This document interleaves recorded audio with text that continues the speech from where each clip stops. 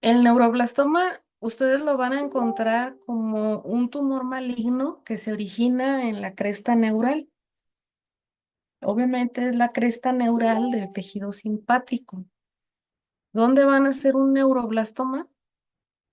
Principalmente y únicamente en niños menores de 15 años, sobre todo en niños menores de 5, con una máxima incidencia entre los 18 y 22 meses. Pero el neuroblastoma se define como un tumor maligno que se origina en la cresta neural del tejido simpático. O sea que nada más van a ser donde hay tejido simpático, ¿sí? Se considera el tumor sólido extracraneal más común. ¿Por qué? Leucemia y linfoma se consideran enfermedades linfoproliferativas y obviamente pues esos no son tumores sólidos. En primer lugar, acuérdense que es la leucemia linfoblástica aguda la principal neoplasia por abarcar el 35% de las neoplasias infantiles. Y en segundo lugar, pues va a ser los tumores del sistema nervioso central del 17 al 20% de las neoplasias. En tercer lugar, vamos a tener a los linfomas del 12 al 15%. Y en cuarto lugar, vamos a tener a este tumor.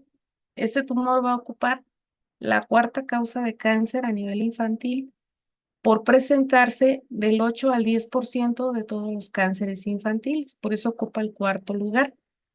Su prevalencia va a ser un caso por cada 7,000 recién nacidos vivos y existen aproximadamente 600 casos nuevos por año en Estados Unidos. La mayor incidencia de esta enfermedad son 10,4 casos por millón por año en niños blancos y 8,3 casos por millón en niños negros menores de 15 años.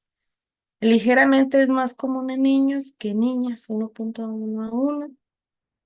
Y es exclusivamente una neoplasia de la edad pediátrica, ¿sí? Esta enfermedad no le ocurre al adulto, nada más a los niños. La edad media de presentación, o vamos a decir que la máxima incidencia, va a ocurrir de los 18 a los 22 meses con una distribución bimodal, es decir, solamente es de los 18 a los 22 meses, pero cualquier menor de 15 años la puede tener. De hecho, la mayor incidencia yo la veo en los menores de 5 años, pero sí, el pico máximo es de los 18 a los 22 meses, o sea, en lactantes. Estudios ambientales han demostrado que hay factores de riesgo maternos y factores de riesgo paternos. Es decir, la exposición a agentes tóxicos, en este caso en la mamá, la exposición intrauterina, al alcohol, a los anticonvulsivos, a drogas neurológicamente activas como cocaína, heroína, marihuana, fentanilo, el anticonceptivo, pues drogas para la fertilidad, el uso materno de colorantes para el cabello, porque evidentemente todos los colorantes o tintes para el cabello tienen amoníaco. Y el amoníaco es teratogénico y mutagénico y más durante el embarazo. Muchos de estos antecedentes de toxicomanía se pueden encontrar inclusive antes del embarazo o antes de la fecundación. Estos dicen que son estudios que han hecho los epidemiólogos en niños que ya tienen diagnóstico de neuroblastoma. Les han hecho un estudio retrospectivo a estos casos y han interrogado a la madre y han encontrado estos factores de riesgo.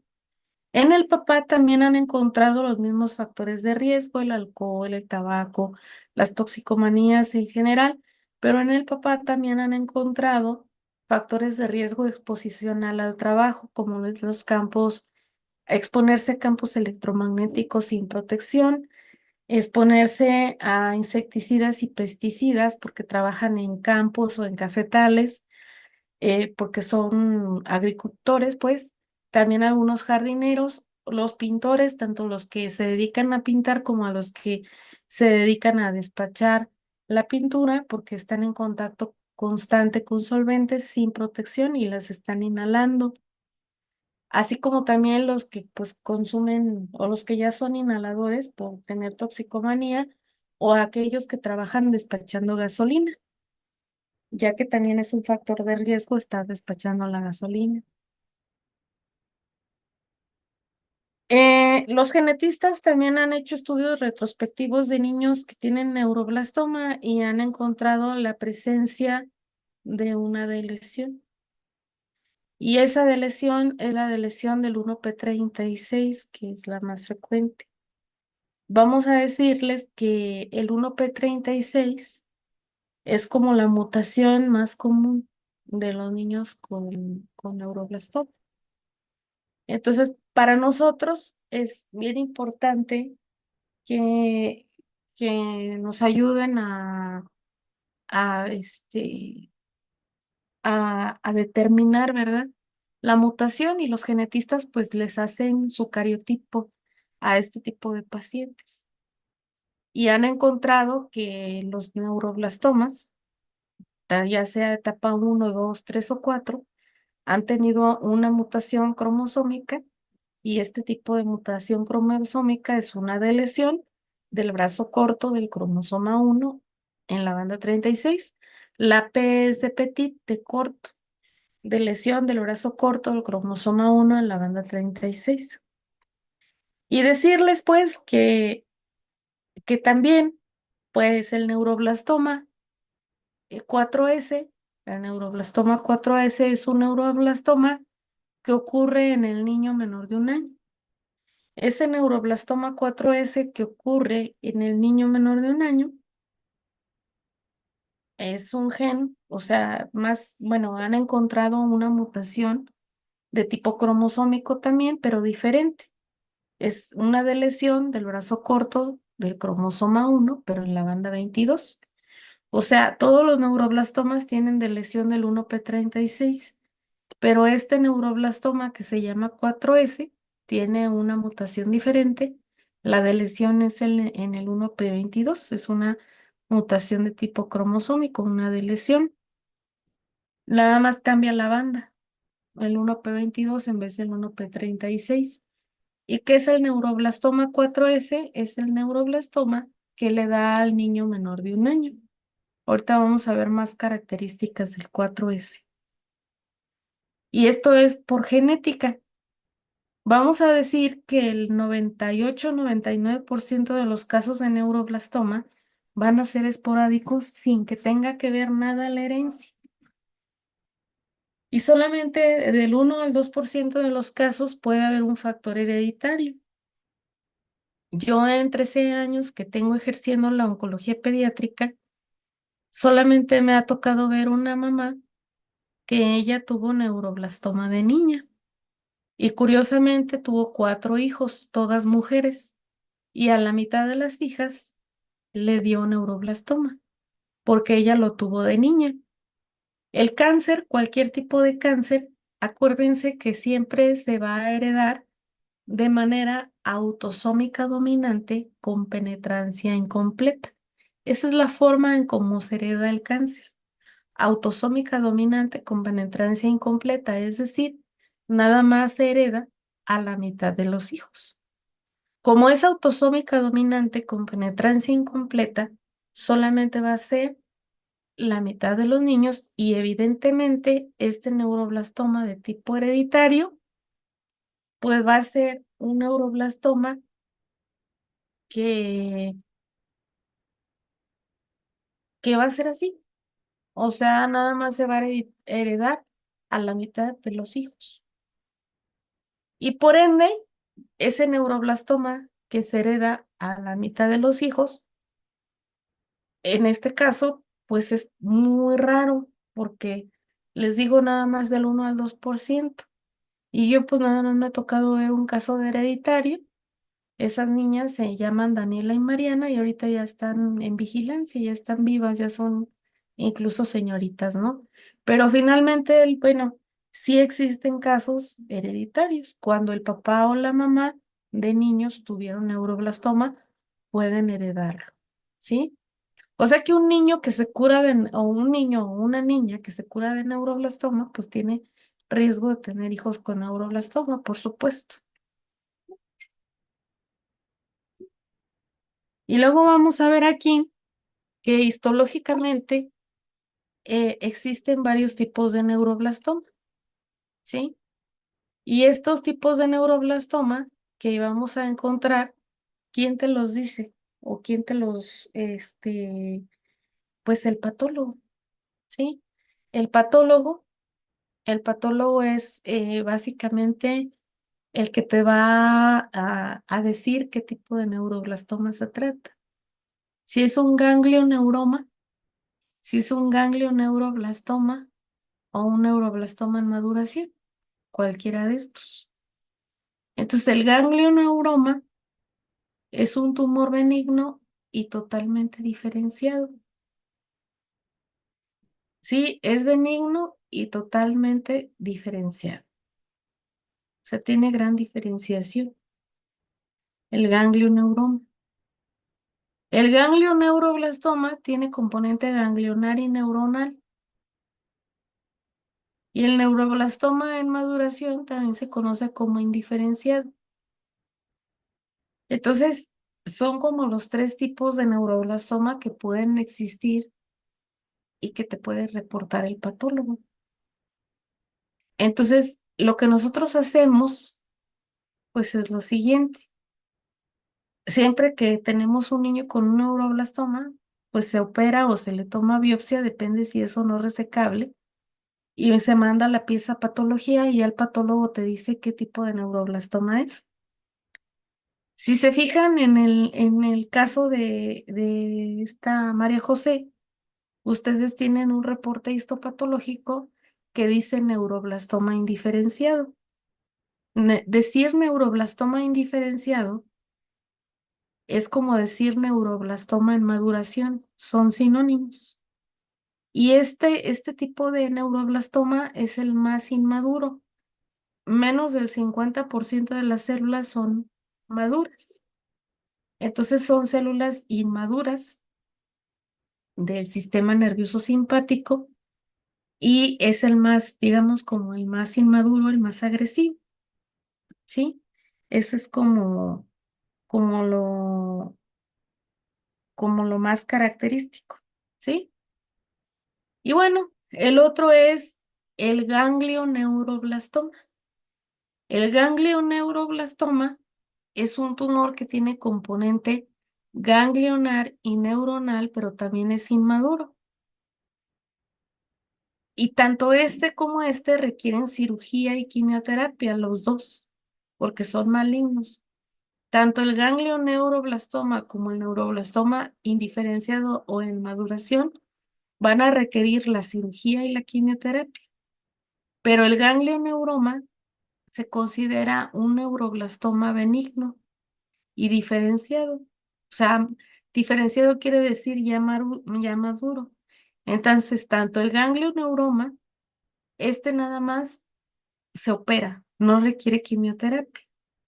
Entonces, el patólogo te puede reportar cualquiera de estas variantes histológicas y si tu paciente tiene ganglioneuroma, solamente va a requerir cirugía. Pero si tiene alguno de estos dos, va a requerir cirugía y quimioterapia. Permítanme tantito porque le voy a contestar un mensaje al doctor de radioterapia.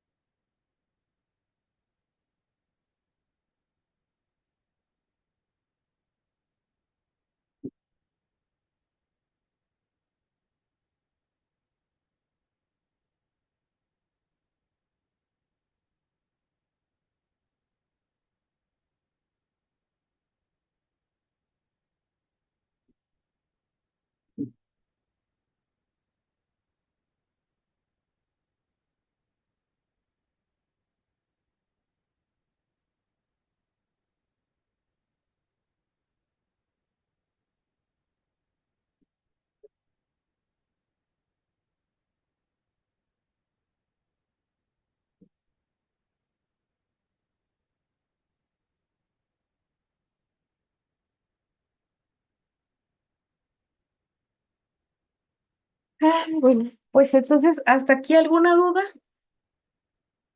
¿Alguna duda que tengan de estos tumores? Doctora, todo bien. Bueno, continuamos entonces. También es importante que les comente que este tumor se puede pues originar en cualquier parte del sistema nervioso simpático. Si ustedes no recuerdan la anatomía del sistema nervioso simpático, la podemos consultar en internet y van a ver que tenemos sistema nervioso simpático pues en todo el cuerpo. Es parte del sistema nervioso autónomo. Ya ven que hay sistema nervioso simpático y parasimpático. Entonces, este tumor, pues puede nacer en la cresta neural del tejido simpático, en cualquier parte del cuerpo donde haya tejido simpático, pero a veces es muy agresivo porque llega a expresar un oncogen que se llama NMYC. El oncogen NMYC es un oncogen que se va a encontrar básicamente eh, pues en los estadios más avanzados. En el estadio 3 y 4, que son enfermedades muy avanzadas, se va a encontrar entre el 30 y 40% de los casos. En cambio, en los estadios tempranos, como es el estadio 1, 2 y el 4S, que es en niños menores de un año, va a estar poco, del 5 al 10% de los casos únicamente este oncogen NMYC. El oncogen NMYC es el responsable de la naturaleza agresiva del neuroblastoma. ¿Qué es un oncogen? Un oncogen es un gen supresor de tumores. No, no es cierto. Un oncogen es un gen que, al contrario, induce proliferación celular e inhibe apoptosis. Hace lo contrario de los genes supresores. Este oncogen induce al cáncer, induce proliferación celular e inhibe la apoptosis. Imagínense que un niño tiene un neuroblastoma y que aparte expresa este oncogen, induce proliferación celular e inhibe apoptosis. O sea, imagínense, está proliferando más el tumor y aparte está inhibida la apoptosis. Entonces, el niño que tenga un neuroblastoma con NMIC, a pesar de que tú le das quimio, sigue y sigue y sigue multiplicándose y pues sigue proliferando. O sea, por eso los niños que tienen NMIC tenemos que darles tratamientos más radicales, más agresivos y hasta culminar con trasplante de médula, porque son neuroblastomas de alto riesgo. Ya con el hecho de que tengan la presencia de este oncogen, ya con eso nosotros básicamente sabemos que requieren tratamientos agresivos para el grupo de alto riesgo. Este oncogen entonces induce proliferación celular e inhibe apoptosis. ¿Cómo lo detectamos? Se puede detectar por citogenética, es decir, por técnica de PCR o por técnica de FISH, pero es más caro. O también se puede detectar con técnica de inmunohistoquímica, es decir, se toma la biopsia, se hacen los bloques de parafina, las laminillas y luego se hace la tinción de inmunohistoquímica para ver el NMIC. Es importante también que les comente que el oncogen NMIC es un gen que se va a encontrar en el brazo corto del cromosoma 2 en la banda 24.1, ¿sí? Este oncogen NMIC, ahí es como su locus, ahí es donde se va a encontrar. En el brazo corto del cromosoma 2 en la banda 24.1. Y ahí es donde va a estar localizado. Entonces, nosotros no lo determinamos, ¿verdad? Mandando el estudio ya sea por citogenética o por inmunohistoquímica, pero sí nos lo detectan y nos ayudan a saber si ese neuroblastoma es de alto riesgo o no es de alto riesgo, es decir, si va a requerir o no trasplante el paciente. Y bueno, pues y para que sepan que por eso muchas veces los niños con neuroblastoma pues también tienen un cuadro clínico muy avanzado o una enfermedad muy agresiva y son esos que tienen el oncogene NMIC. Em, por lo demás, pues vamos a ver ahora sí la presentación clínica. Ustedes es bien importante que conozcan la clínica para poder detectar un paciente y mandarlo oportunamente a oncología pediátrica o a toma de biopsia a oncología quirúrgica. Cuando este tumor se presenta en cabeza y cuello, puede generar en el niño una masa palpable a nivel cervical y provocar síndrome de Horner. ¿Qué es lo que tenemos a nivel del cuello, a nivel cervical, de tejido simpático?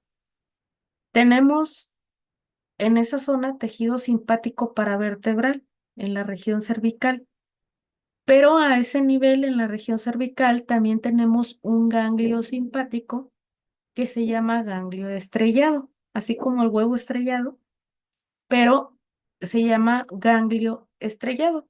El ganglio estrellado es parte del sistema nervioso simpático a nivel cervical y si se llega a infiltrar de tumor, le va a ocasionar síndrome de Horner, tosis, miosis y anhidrosis.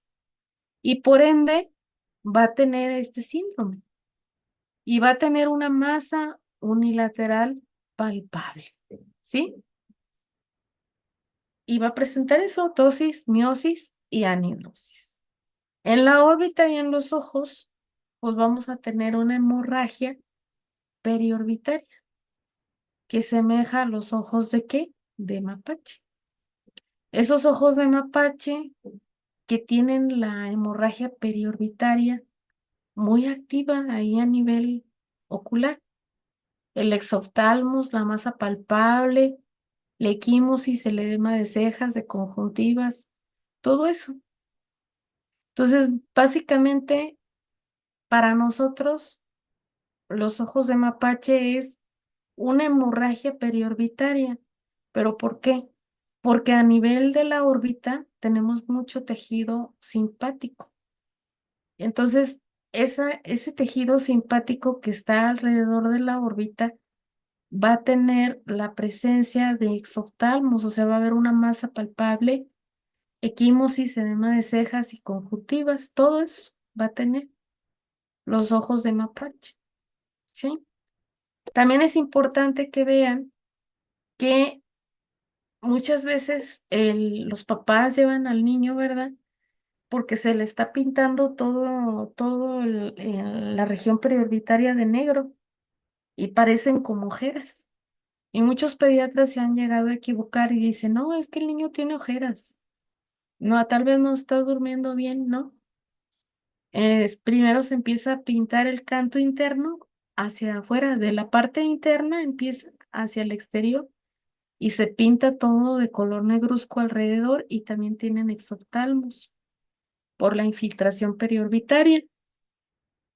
También es importante que les comente que obviamente este tumor pues va a estar generando mucha reacción inmunológica y el sistema inmunológico va a querer pues básicamente contraatacar este tumor y va a haber una cosa de reacción como de antígeno anticuerpo.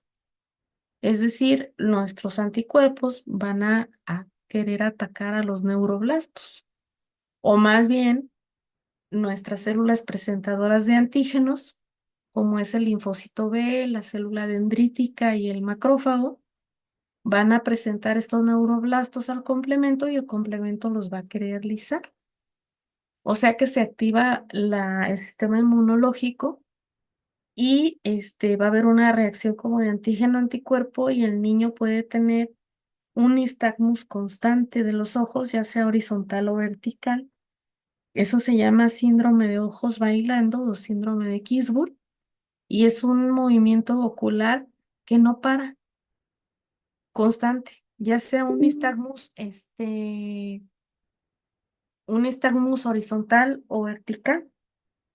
Y eso es por la reacción antígeno-anticuerpo que estamos teniendo, que el sistema inmunológico está atacando a los neuroblastos. Y hay niños que así se manifiestan, no tienen lo demás, pero tienen el síndrome de ojos bailando. Y a nivel del tórax, nosotros vamos a tener la presencia de una masa de mediastino posterior.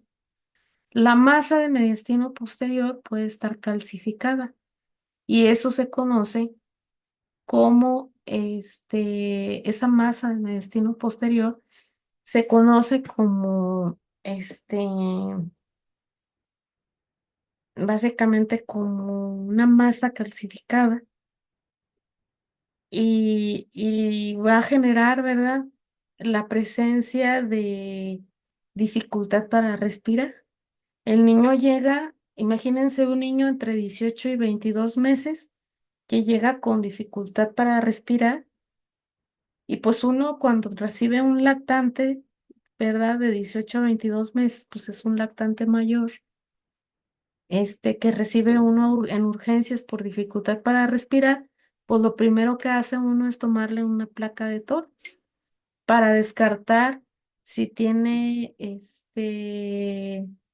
pues un cuerpo extraño, ingesta de cuerpo extraño, o si tiene la presencia de bronquiolitis, COVID, bronconeumonía, y vamos viendo, oh sorpresa, trae una masa en mediastino posterior. Siempre es que ustedes reciban en urgencias un niño o un lactante con dificultad para respirar, este, pues siempre tómenle una radiografía de tórax en dos proyecciones, AP y lateral, porque la radiografía lateral nos va a poder ayudar a visualizar el mediastino anterior, el mediastino medio y el mediastino posterior. Y fíjense que el neuroblastoma pues se ve en mediastino posterior. Entonces en la placa lateral de tórax tú vas a ver una masa del mediastino posterior calcificada. Y eso es característico en el neuroblastoma que nace en el tórax. A nivel abdominal, el sitio más común donde aparece un neuroblastoma es en la suprarrenal, ya sea derecha o izquierda. No sé por qué, pero los tumores a veces son más frecuentes en el lado derecho que en el izquierdo. Este es un hallazgo que hemos visto a través de los años. Pero bueno, finalmente también pueden nacer en el lado izquierdo, ya sea en la suprarrenal derecha o en la izquierda, y se va a manifestar con una masa abdominal. Y al niño le va a dar constipación, dolor abdominal, estreñimiento, hasta citis puede llegar a tener, ganglios retroperitoneales y un crecimiento abdominal. Y lo confunden desde parasitosis, obstrucción intestinal, apendicitis.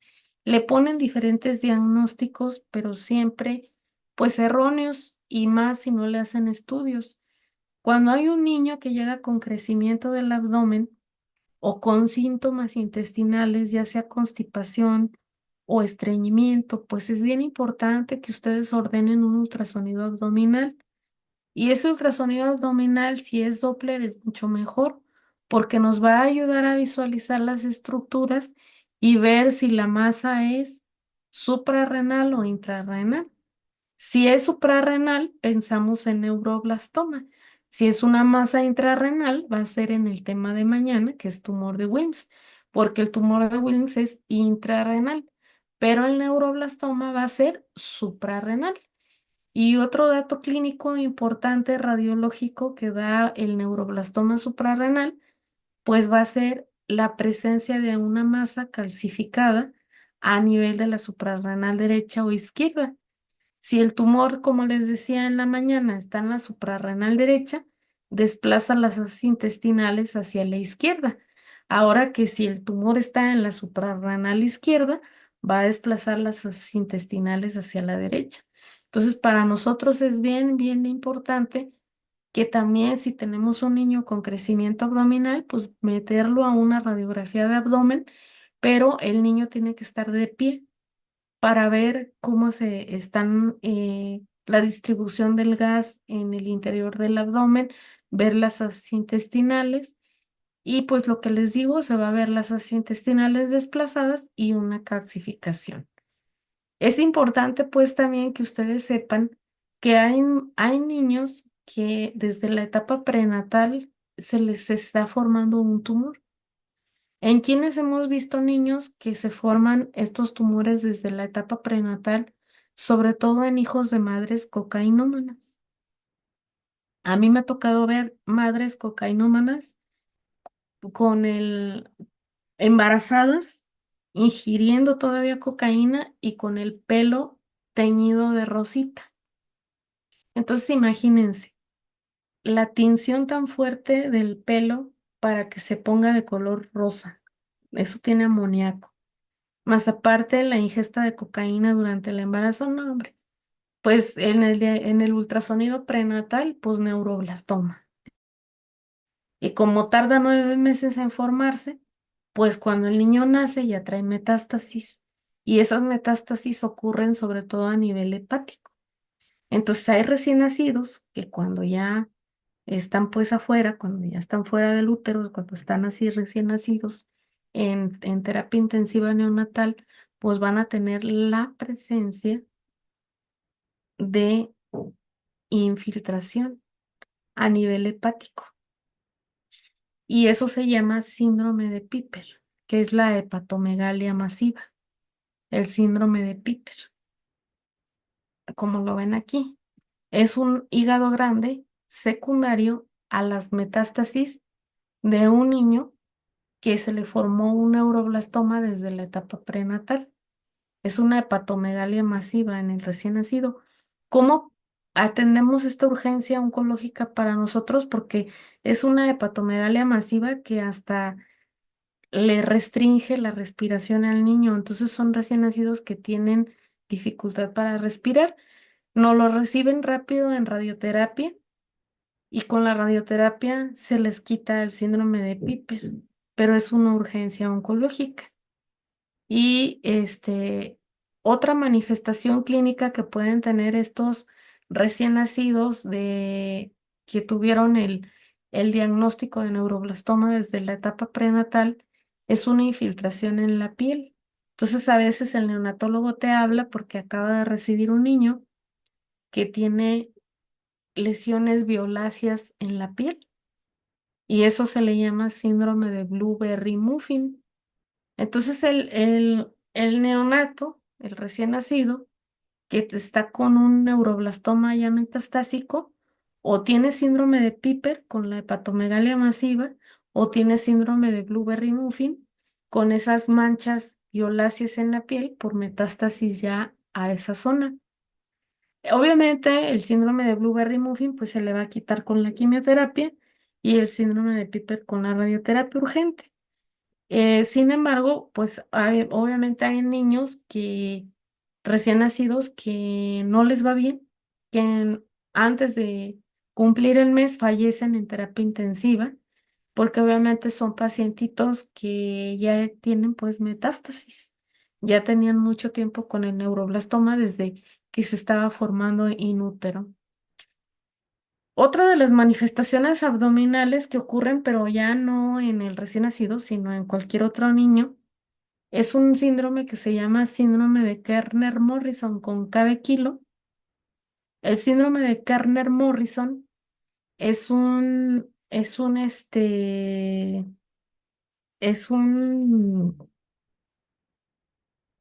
¿cómo se dice? El síndrome de Kerner-Morrison es una diarrea que le da al paciente, ¿sí? Y esa diarrea que le da al paciente es secundaria a la secreción de péptido intestinal vasoactivo del BIP.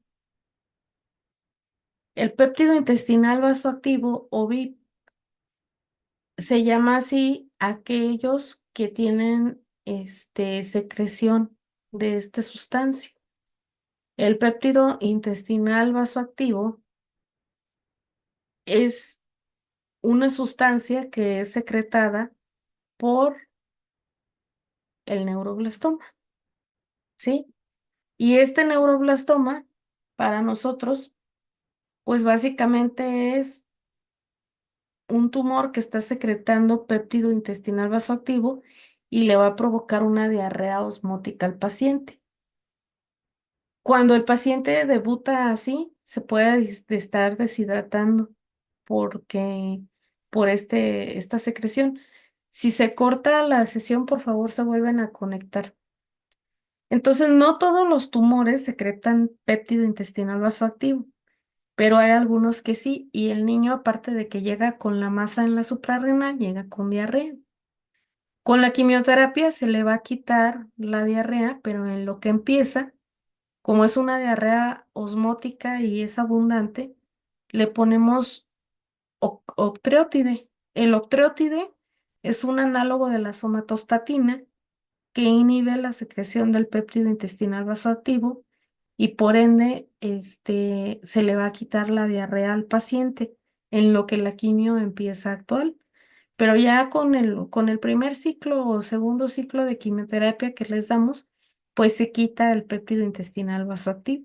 Entonces les decía que hay algunos niños pues que llegan con la masa suprarrenal más la diarrea y eso es porque el tumor está secretando péptido intestinal vasoactivo. Entonces le damos el octreotide, que es un análogo de la somatostatina, la hidratación y se les quita la diarrea en lo que le damos la quimioterapia. Pero esa es otra manifestación que da este tumor y se llama con cada kilo síndrome de Kerner-Morrison, esta diarrea acuosa. En otras ocasiones, el tumor también puede estar en el hueco pélvico y le puede estar pues, ocasionando al niño constipación o retención aguda de orina, ¿sí? Y entonces, porque a veces pues está ahí la masa en la pelvis entre la vejiga y el recto. Entonces, pues si ustedes leen con calma el caso de María José, van a ver que el tumor era abdominal. Y generalmente, como les digo, el sitio más frecuente pues es la suprarrenal y se puede confundir con todo. Y lo ideal pues es hacer ultrasonido.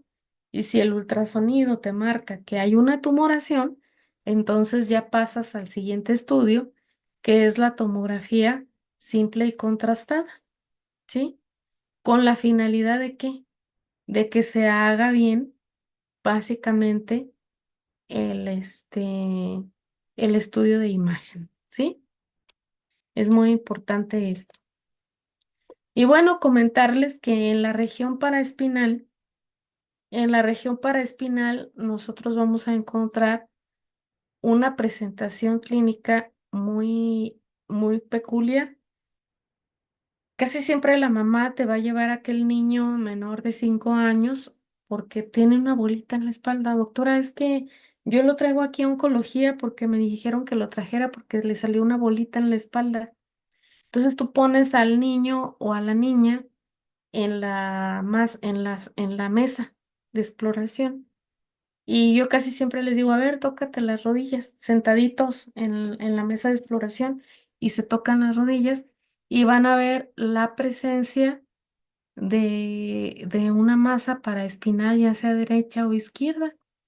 Y esa masa paraespinal derecha o izquierda, pues va a haber un dolor de espalda muy localizado y en ocasiones, este, la masa está chiquita y todavía no le duele, pero en ocasiones la masa está bien grande, ya le duele, ya le causa compresión nerviosa, a veces ya traen debilidad de extremidades superiores o inferiores, paraplegia, escoliosis, disfunción anal o vesical, y puede estar a nivel paravertebral derecho o paravertebral izquierdo. Y puede estar a nivel cervical, a nivel torácico, a nivel lumbar o a nivel sacro. Pero toda la región paraespinal es rica en tejido simpático. Entonces no hay que ignorar cuando la mamá te dice, ay, es que trae una bolita en la espalda. Si está paravertebral, ya sea derecho o izquierdo, esto puede ser sin duda un neuroblastoma, para que lo tengan muy en consideración y sobre todo en el menor de 5 años. Este tumor también da muchas adenomegalias, dependiendo de la zona donde esté. Por ejemplo, si está en la suprarrenal derecha o izquierda, va a dar ganglios retroperitoneales. Si está en la región paravertebral, va a estar dando ganglios locorregionales dependiendo de la zona donde nazca el tumor, ¿sí? Si nace en cabeza y cuello, pues va a estar con ganglios a nivel cervical. Entonces, dependiendo de la zona donde nace, hay ganglios locorregionales aumentados de tamaño. Y también van a tener pérdida del hilo graso y pérdida de la vasculatura interna. A nivel óseo, es bien importante que ustedes sepan que también este tumor da infiltración a los huesos y causa dolor, claudicación, irritabilidad. Y también hay una infiltración a médula ósea, ¿sí? Y esa infiltración a médula ósea va a dar penias, visitopenia o pancitopenia, ¿sí? Entonces, en los huesos va a haber dolor. Cuando un paciente ya tiene infiltración a tejido blando, a huesos, va a haber dolor. Si hay también la presencia de infiltración a médula ósea, va a haber penias, como cuando una médula ya está infiltrada por un tumor, ya hay penias, ya sea que están bajas las plaquetas, los leucocitos o o los eritrocitos, la hemoglobina. Acuérdense que cuando las tres líneas celulares están bajas se llama pancitopenia y si dos líneas celulares están bajas hay visitopenia. En la médula ósea, ¿qué hay? Nada más debe de haber plaquetas, o sea, megacariocitos, plaquetas, eritrocitos y leucocitos. Nada más esas tres líneas celulares. Pero si al ver el aspirado nosotros vemos neuroblastos, entonces ahí hay la presencia de células malignas. Entonces puede haber una médula ósea infiltrada. Y esa médula ósea que esté infiltrada, aguas, porque pues quiere decir que la enfermedad ya está más avanzada. No solamente los huesos, sino también la médula. Y un niño que ya tiene infiltración a huesos ya no se para, ya está postrado, deja de jugar y le da mucho dolor. Lo último que se llega a infiltrar en el neuroblastoma es el pulmón y el cerebro, pero lo primero, ¿qué es? ¿Qué se infiltra primero? Lo primero que se infiltra es el hígado. Luego ya vienen los huesos, luego la médula ósea y al final pulmón y cerebro. Por ejemplo, aquel niño que tiene una suprarrenal derecha o, o un tumor en la suprarrenal izquierda, pues va a dar una metástasis por vía hematógena y linfática, principalmente al hígado, luego a los huesos, luego a la médula ósea y al final pulmón y cerebro. ¿Cómo vamos a hacer el diagnóstico de un neuroblastoma? El neuroblastoma generalmente se puede originar, pues en las suprarrenales como el sitio más frecuente. Entonces, un método fácil, pues, pues que el cirujano oncólogo lo quite. Y ese cirujano oncólogo que lo quita, para nosotros, pues es bien importante que ver, ¿verdad? A ver, el cirujano oncólogo ya lo quitó. Ya lo quita y ve, no, sí, pues vamos a mandarlo a analizar a patología. Y ese cirujano oncólogo que lo quita, pues básicamente ya tiene toda la pieza quirúrgica y lo se analiza y fácil tenemos el diagnóstico. Otras veces el tumor está tan grande que atraviesa la línea media y solo se le puede hacer biopsia. Es una biopsia guiada por ultrasonido. Es un método no invasivo y se hace en rayos X. Y pues ya también con eso. O si el niño está tan inestable y grave que ni siquiera se pueda bajar a rayos X o a quirófano, pues bueno, podemos hacer el diagnóstico con un aspirado y biopsia de médula, viendo directamente en el aspirado la presencia de neuroblastos y también decirles que hay un incremento en los metabolitos, es decir, este tumor secreta catecolaminas. Entonces al niño tú le puedes hacer una recolección de orina de 24 horas. Y si las catecolaminas se encuentran elevadas, pues entonces quiere decir que es un neuroblastoma. Estas catecolaminas, ¿cómo se llaman? Se llaman ácido homovanílico con H y V, ácido homovanílico, y el otro es ácido vinilmandélico. El ácido homovanílico y el ácido vinilmandélico son básicamente este tipo de metabolitos o catecolaminas en orina de 24 horas. Nosotros, es bien importante que ustedes sepan que,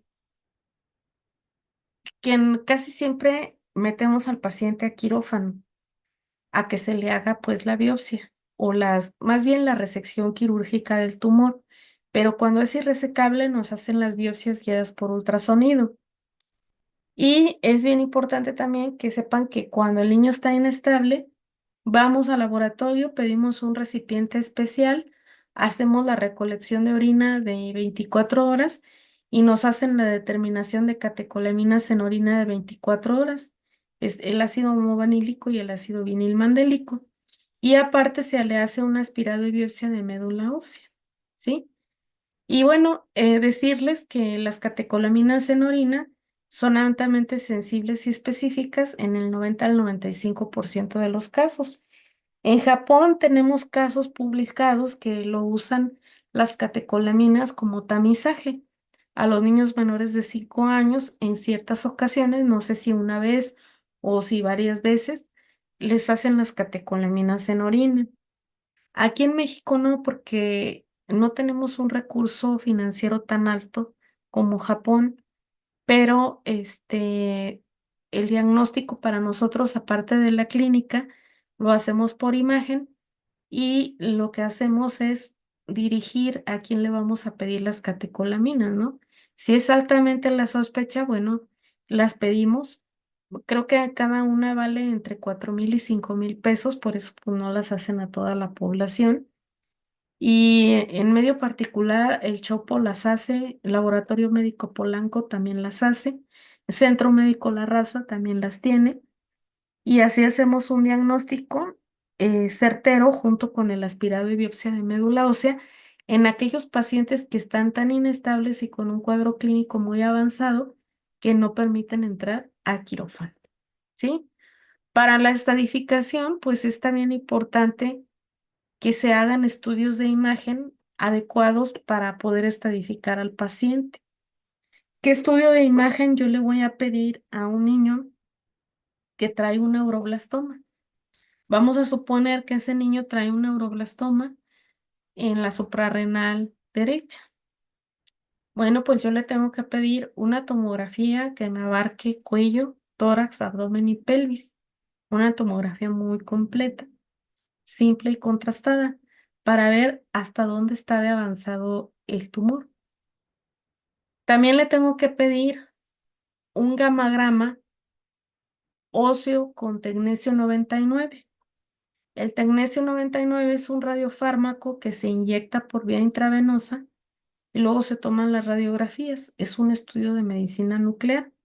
Medicina nuclear en La Raza está en la planta baja del Hospital de Especialidades. Entonces los niños que van a gamagrama los llevamos muy temprano hacia allá. Y un gamagrama óseo con tecnesio 99 pues nos permite ver si hay metástasis o no a huesos. También a los niños con neuroblastoma se les hace otro gamagrama que se llama gamagrama con metayodobensilguanidina. Y la metayodobensilguanidina es un radiofármaco que se inyecta por vía intravenosa y es básicamente para poder marcar las zonas afectadas por el tumor. Entonces, para nosotros, la metayodobensilguanidina es un radiofármaco que se inyecta pues así por vía intravenosa y que nos va a marcar las zonas que están afectadas por neuroblastos, ¿sí? Bueno, pues ya que tenemos estos estudios de imagen, tanto el metayodobensilguanidina como el gamagrama óseo, como la tomografía, también le vamos a pedir un aspirado y una biopsia de médula ósea. Fíjense todos los estudios: tomografía, gamagrama óseo con tecnecio 99, gamagrama con metillobenzoguanidina y una biopsia y aspirado de médula. Ya, 4. Yo me puedo ahorrar todos esos 4 estudios pidiéndole nada más un estudio que se llama PET scan con fluordopa. El PET scan con fluordopa me va a ahorrar la tomografía, los gamagramas y hasta el aspirado de médula. Porque es rastreo corporal total. El gamagrama te permite ver hasta si está o no infiltrada los huesos, la médula.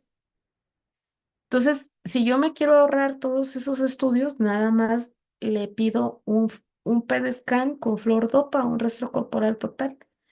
Y me va a marcar las zonas fluorescentes en aquellas que tiene infiltración o no, a ya sea médula ósea, huesos, hígado, pulmón, a donde esté el tumor.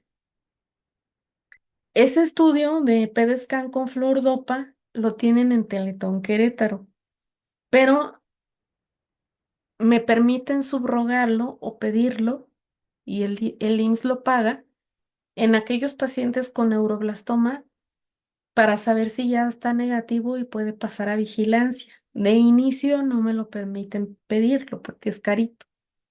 Entonces, nosotros seguimos haciéndole al paciente la tomografía, el gamagrama óseo con tecnesio 99, el gamagrama con metillobenzoguanidina y el aspirado y biopsia de médula. Nosotros seguimos haciéndolo así y reservamos el rastreo corporal total con fluordopa cuando el paciente ya acaba el tratamiento para saber si ya lo pasamos a vigilancia.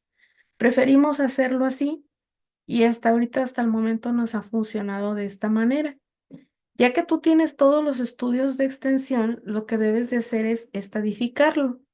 Existen varias estadificaciones, pero la más usada es la del INSS, que es el Estudio Internacional para el Neuroblastoma. Y se las voy a explicar de una manera sencilla.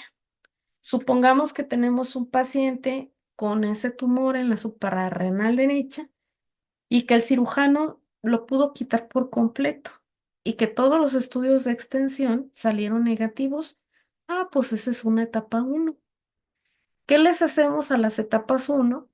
Le damos 6 ciclos de quimioterapia. Ahorita les digo qué medicamentos son activos contra este tumor, pero en general le damos 6 ciclos de quimioterapia más la cirugía. ¿Sí? Entonces, en la etapa uno es cuando el cirujano lo pudo quitar por completo y los estudios postquirúrgicos de gamagramas, de tomografía y aspirado y biopsia fueron negativos. Eso se considera etapa uno. Y a esa etapa uno, aparte de la cirugía que ya se le hizo, se le van a dar 6 ciclos de quimioterapia cada 21 días. Y ya es todo. ¿Qué se le hace a la etapa 2? La etapa 2, primero que nada, ¿qué es una etapa 2? Es cuando se logra quitar todo el tumor, pero el borde quirúrgico queda positivo. Fíjense que cuando un cirujano quita un tumor, de manera tridimensional debe de dejar de 2 a 3 centímetros de borde libre de tumor. En caso, ¿sí? En caso de que el paciente, ¿sí? tenga el borde quirúrgico positivo, ¿quién te lo dice? El patólogo, porque él analiza los bordes del tumor de manera microscópica. Si el borde quirúrgico, ¿sí? fue positivo, entonces para nosotros es bien importante que si el borde quirúrgico fue positivo, para nosotros es bien importante, pero bien importante, este,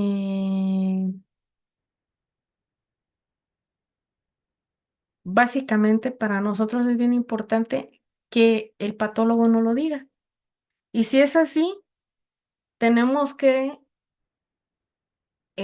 darle el mismo tratamiento que la etapa uno, es decir, 6 ciclos de quimioterapia,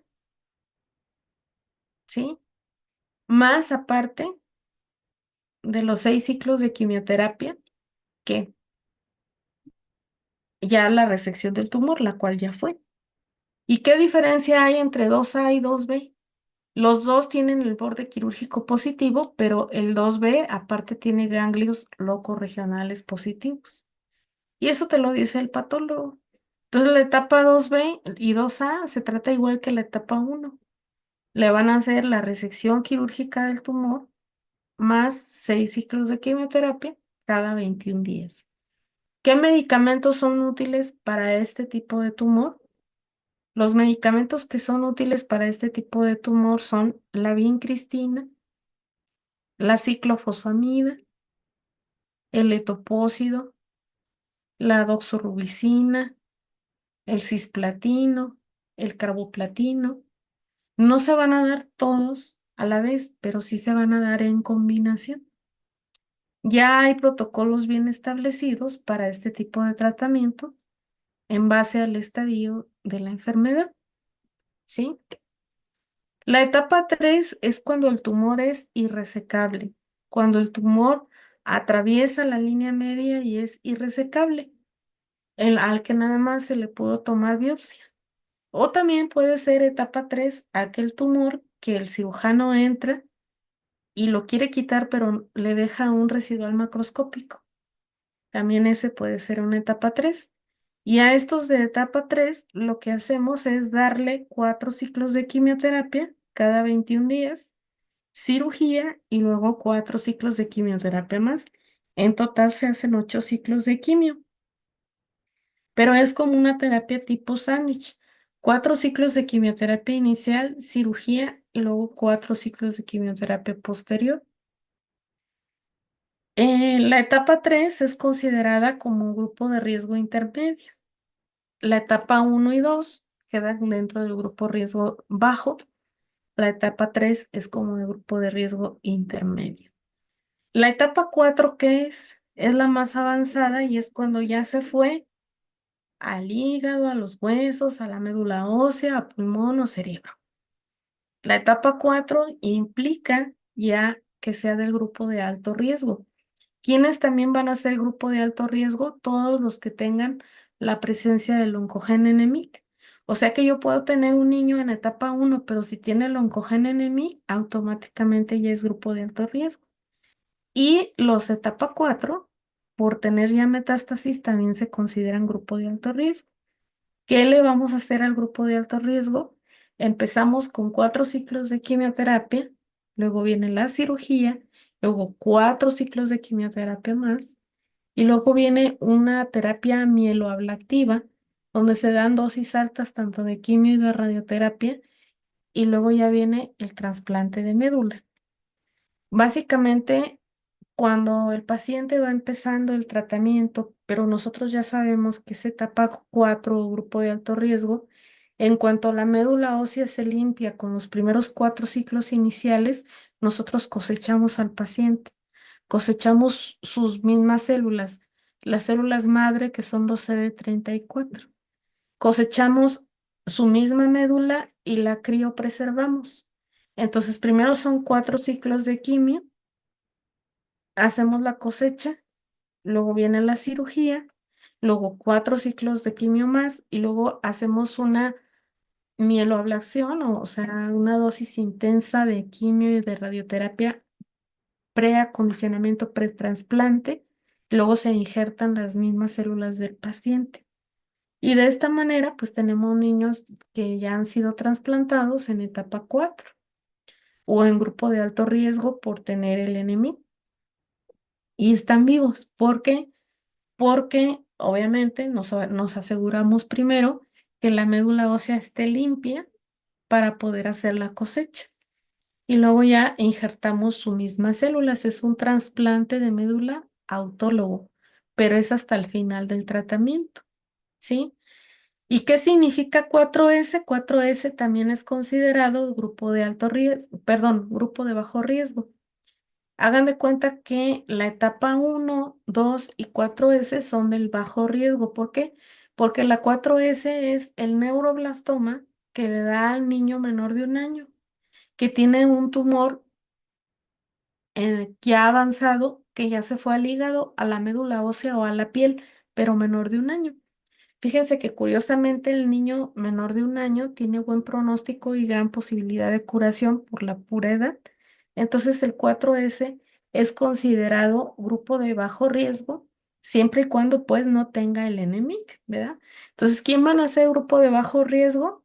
El 1, el 2 y el 4S. Y esos nada más requieren la cirugía y 6 ciclos de quimio. ¿Quién es grupo de riesgo intermedio? En la etapa 3 y esos requieren 4 ciclos de quimio, cirugía y luego 4 ciclos de quimio más. ¿Quiénes son grupos de alto riesgo? La etapa 4 y todos los que tengan la presencia del enemic. Y esos van a requerir quimio, 4 ciclos, cosecha de células, luego cirugía, y luego 4 ciclos de quimio más, luego terapia mieloablativa y luego ya el trasplante de médula. ¿Hasta aquí alguna duda que tengan de estos tumores?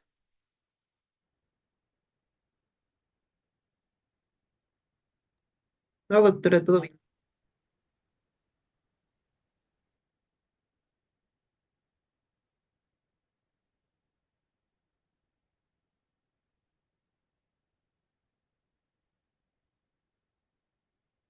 Claro, así es. Ujú. ¿Alguna otra duda que tengan?